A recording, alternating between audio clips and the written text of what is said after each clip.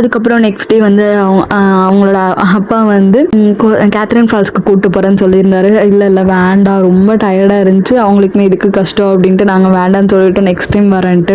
அதுக்கப்புறம் வந்து சரி அட்லீஸ்ட் இங்கேயாச்சும் கொஞ்சம் தூரம் கூட்டு போகலான்ட்டு கூப்பிட்டு போனாங்க. அரவேணுன்ற அந்த ஒரு சிட்டி, அங்கே தான் வந்து எல்லாமே இருக்கும். அங்கே போயிட்டு எங்களுக்கு தேவையான எல்லா சாக்லேட்ஸ், ஊட்டி சாக்லேட்ஸ் அண்ட் வரைக்கி டீ தூள் எல்லாமே வாங்கிக்கிட்டோம். அதுக்கப்புறம் அன்னைக்கு டே வந்து கொஞ்சம் ஸ்பீடாக போன மாதிரி தான் இருந்துச்சு. அதுக்குள்ளே மறுபடியும் ஆஃப்டர்நூன் லஞ்சே வந்துருச்சு. ஸோ மனசார சாப்பாடுலாம் போட்டு சிக்கன் குழம்பு செஞ்சுருந்தாங்க. எல்லாருக்குமே சூப்பராக பரிமாறிட்டு மனசார அனுப்பிச்சி விட்டாங்க.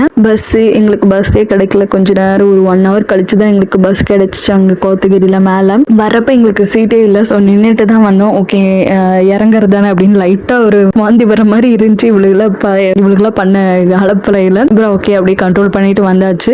1 hourல கீழே மேட்டுப்பாளையம் வந்தாச்சு. மேட்டுப்பாளையம் வந்தோடனே எங்களுக்கு அவினாஷி பஸ் தான் இருந்துச்சு. ஓகே அதில் ஏறிக்கலாம் அப்படின்ட்டு நாங்கள் அவினாஷி பஸ் ஏறிட்டோம். ஒரு 1/2 hour கழிச்சு எடுத்தாங்க. கரெக்டாக இங்கே ஈவினிங் வந்து எங்களுக்கு 7 o'clock நாங்கள் ரீச் ஆகிட்டோம்.